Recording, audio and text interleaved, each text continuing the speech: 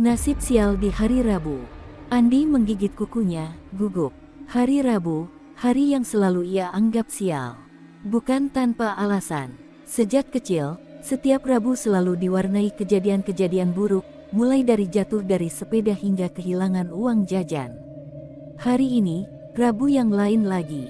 Ia dan dua sahabatnya, Banu dan Sela, akan memulai perjalanan ke sebuah desa terpencil di lereng Gunung Welirang, Jawa Timur, untuk penelitian skripsi mereka. Penelitian tentang legenda-legenda mistis di desa tersebut. Ironisnya, Andi, yang paling skeptis terhadap hal-hal berbau mistis, malah yang paling sering mengalami kejadian-kejadian aneh. Banu, dengan senyum khasnya yang menenangkan, menepuk pundak Andi. Tenang, En. Ini cuma mitos. Kita kan bertiga, nggak akan ada yang bisa terjadi. Sela, gadis cantik dengan rambut panjang terurai, menambahkan, lagi pula kita sudah mempersiapkan semuanya dengan matang. Kita punya peta, GPS, dan perlengkapan darurat. Kepercayaan diri Banu dan Sela sedikit mengurangi kecemasan Andi. Namun, rasa gelisah itu masih membayangi. Perjalanan mereka dimulai dengan mobil tua milik Banu yang berderit-derit. Jalanan berkelok-kelok dan menanjak membuat Andi semakin cemas. Bayangan-bayangan aneh mulai bermunculan di pikirannya. Bayangan pohon-pohon tua yang menjulang tinggi, bayangan kabut tebal yang menyelimuti jalan, dan bayangan sosok-sosok misterius yang mengintai dari balik pepohonan. Semakin jauh mereka masuk ke dalam hutan, sinyal ponsel mereka semakin melemah hingga akhirnya hilang sama sekali. Kegelapan mulai menyelimuti mereka. Hutan menjadi sunyi senyap, hanya diiringi suara jangkrik yang bercicit dan angin yang berdesir di antara pepohonan. Andi merasakan bulu kuduknya merinding. Ia merasa diawasi, seperti ada mata-mata yang tak kasat mata sedang memperhatikan mereka. Setelah perjalanan yang melelahkan, mereka akhirnya sampai di Desa Wonoasri, desa terpencil yang menjadi tujuan penelitian mereka. Desa itu tampak sunyi dan sepi. Rumah-rumah penduduk terbuat dari kayu dan bambu, tampak tua dan usang. Udara terasa dingin dan lembab. Bau tanah basah dan aroma rempah-rempah samar-samar tercium. Mereka diterima dengan ramah oleh Pak Karto, kepala desa yang sudah berusia lanjut. Pak Karto menceritakan berbagai legenda mistis yang beredar di desa tersebut, mulai dari kisah tentang siluman ular raksasa yang menjaga harta karun terpendam, hingga kisah tentang hantu perempuan yang bergentayangan di hutan mencari suaminya yang hilang. Cerita-cerita Pak Karto semakin menambah rasa takut Andi. Ia mencoba untuk tetap tenang, tetapi jantungnya berdebar kencang. Malam itu, mereka menginap di rumah Pak Karto. Rumah itu terasa dingin dan lembab. Suara-suara aneh terdengar dari luar, seperti suara langkah kaki dan bisikan-bisikan. Andi tidak bisa tidur nyenyak.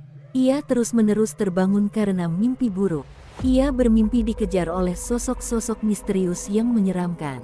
Keesokan harinya, mereka memulai penelitian mereka. Mereka mengunjungi berbagai tempat yang dianggap angker di desa tersebut, termasuk hutan terlarang yang konon dihuni oleh makhluk-makhluk halus. Andi merasa semakin tidak nyaman. Ia merasakan ada sesuatu yang mengikuti mereka. Bayangan-bayangan aneh terus bermunculan di pikirannya. Ia melihat sesosok bayangan hitam melintas di balik pepohonan. Ia mendengar suara-suara aneh yang seperti bisikan-bisikan. Di tengah hutan, mereka menemukan sebuah batu besar yang bertuliskan aksara kuno. Sela, yang sedikit mengerti tentang aksara kuno, mencoba untuk menerjemahkannya. Terjemahannya sangat mengerikan. Tulisan itu menceritakan tentang kutukan yang akan menimpa siapa saja yang berani memasuki hutan terlarang. Hutan semakin lebat, pohon-pohon menjulang tinggi. Cabang-cabangnya saling bertaut membentuk kanopi yang gelap. Sinar matahari nyaris tak mampu menembus kegelapan. Andi, Banu, dan Sela berjalan dengan hati-hati, langkah mereka berat dan sunyi. Keheningan hutan terasa mencekam. Hanya suara langkah kaki mereka yang memecah kesunyian. Andi merasakan bulu kuduknya kembali merinding. Ia merasa diawasi, seperti ada mata-mata yang tak kasat mata sedang memperhatikan mereka dari balik pepohonan. Tiba-tiba, Sela menjerit. Ia menunjuk ke arah sebuah pohon beringin raksasa yang berdiri kokoh di tengah hutan. Di balik akar-akar pohon yang besar dan tua itu, mereka melihat sesosok bayangan hitam yang samar-samar. Bayangan itu bergerak perlahan, seperti sedang mengintai mereka. Jantung mereka berdebar kencang. Suasana menjadi tegang. Banu, dengan keberaniannya, mencoba mendekati pohon beringin tersebut. Ia membawa senter dan menyorotkan cahaya ke arah bayangan hitam itu. Namun, bayangan itu menghilang begitu saja. Mereka hanya menemukan kegelapan. Ketiga sahabat itu saling berpandangan, wajah mereka dipenuhi dengan rasa takut dan kebingungan. Andi, yang paling takut, bergumam, "Kita harus pergi dari sini." Namun, Sela menolak. "Kita harus menyelesaikan penelitian kita," katanya dengan suara gemetar. Banu mencoba menenangkan mereka berdua. "Tenang, kita harus tetap tenang dan waspada. Kita bekerja sama." Mereka melanjutkan perjalanan, tetapi perasaan takut dan waspada terus menghantui mereka. Mereka terus-menerus menoleh ke belakang, takut akan kehadiran bayangan hitam itu. Suasana semakin mencekam ketika mereka mendengar suara-suara aneh dari balik pepohonan, seperti suara tawa dan tangisan. Setelah berjalan cukup jauh, mereka menemukan sebuah rumah tua yang terbengkalai di tengah hutan. Rumah itu tampak usang dan menyeramkan. Kayu-kayunya lapuk dimakan usia, atapnya bolong-bolong, dan jendela-jendelanya pecah. Suasana di sekitar rumah terasa dingin dan mencekam.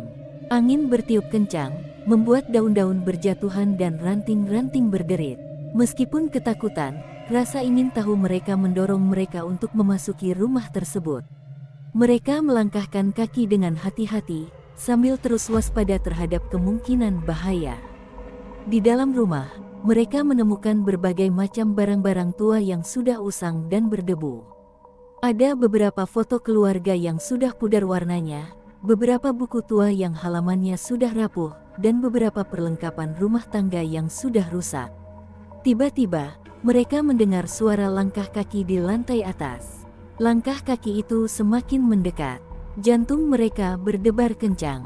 Mereka saling berpandangan, wajah mereka dipenuhi dengan rasa takut dan cemas. Mereka memutuskan untuk segera meninggalkan rumah tersebut. Mereka berlari sekencang-kencangnya keluar dari rumah tua itu, tanpa menoleh ke belakang. Saat mereka berlari, mereka melihat sesosok makhluk gaib yang muncul di hadapan mereka. Makhluk itu memiliki wajah yang mengerikan, dengan mata merah menyala dan gigi-gigi tajam. Makhluk itu mengacungkan tangannya, dan mereka merasakan hawa dingin yang menusuk tulang. Mereka mencoba untuk melawan, tetapi mereka tidak mampu. Mereka merasa lemah dan tak berdaya. Makhluk gaib itu menyerang mereka dengan kekuatan supranatural. Angin berputar-putar di sekitar mereka, ranting-ranting pohon patah, dan tanah bergetar. Banu, dengan keberaniannya, mencoba melawan makhluk itu dengan sebilah pisau yang dibawanya. Namun, pisau itu tak mempan. Makhluk itu tertawa mengejek, suaranya seperti suara serigala yang meraung.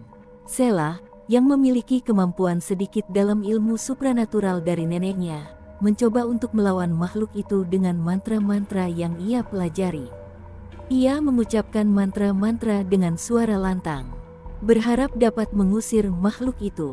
Namun, mantra-mantra itu juga tak mempan. Makhluk itu semakin kuat dan agresif. Andi, yang semula hanya ketakutan, tiba-tiba merasakan kekuatan aneh di dalam dirinya. Ia merasa tubuhnya dipenuhi dengan energi yang tak terduga. Ia mengangkat tangannya, dan sebuah cahaya putih memancar dari telapak tangannya. Cahaya itu mengenai makhluk gaib itu, dan makhluk itu menjerit kesakitan. Makhluk itu mundur beberapa langkah, tampak lemah dan terluka. Dengan kekuatan yang tak terduga itu, Andi berhasil mengalahkan makhluk gaib tersebut. Makhluk itu menghilang ke dalam hutan, meninggalkan mereka dalam keadaan lelah dan ketakutan. Mereka saling berpelukan, merasa lega karena telah selamat dari serangan makhluk gaib tersebut. Setelah kejadian itu, mereka memutuskan untuk kembali ke rumah Pak Karto. Di perjalanan, mereka menemukan sebuah batu besar yang bertuliskan aksara kuno. Sela, yang sedikit mengerti tentang aksara kuno, mencoba untuk menerjemahkannya. Terjemahannya sangat mengejutkan. Tulisan itu menceritakan tentang sejarah desa Wonoasri dan asal-usul makhluk gaib yang mereka temui. Ternyata, makhluk gaib itu adalah penjaga desa yang telah melindungi desa tersebut selama berabad-abad. Makhluk itu marah karena mereka telah memasuki hutan terlarang dan mengganggu kedamaian desa. Namun, makhluk itu juga kagum dengan keberanian dan kekuatan Andi yang tak terduga. Setelah kembali ke rumah Pak Karto, mereka menceritakan pengalaman mereka kepada Pak Karto. Pak Karto mendengarkan dengan seksama, wajahnya tampak serius. Setelah mereka selesai bercerita, Pak Karto mengakui bahwa ia telah menyembunyikan beberapa fakta tentang sejarah desa Wonoasri. Ia menceritakan tentang asal-usul makhluk gaib tersebut dan mengapa makhluk itu marah kepada mereka. Pak Karto juga menjelaskan bahwa Andi memiliki kekuatan supranatural yang terpendam di dalam dirinya. Kekuatan itu telah diwariskan secara turun-temurun dari keluarganya. Andi terkejut mendengar penjelasan Pak Karto. Ia tidak pernah tahu bahwa ia memiliki kekuatan seperti itu. Setelah mengetahui semua fakta, mereka memutuskan untuk menyelesaikan penelitian mereka. Mereka mengumpulkan data dan informasi yang dibutuhkan untuk skripsi mereka. Mereka juga meminta maaf kepada makhluk gaib tersebut atas gangguan yang telah mereka lakukan. Setelah menyelesaikan penelitian mereka meninggalkan desa Wonoasri. Mereka membawa banyak pengalaman dan pelajaran berharga dari perjalanan mereka. Andi, Banu, dan Sela semakin dekat dan saling memahami satu sama lain. Andi juga menyadari bahwa hari Rabu tidak selalu membawa nasib sial, tetapi juga dapat membawa pengalaman yang tak terduga dan kekuatan yang terpendam di dalam dirinya.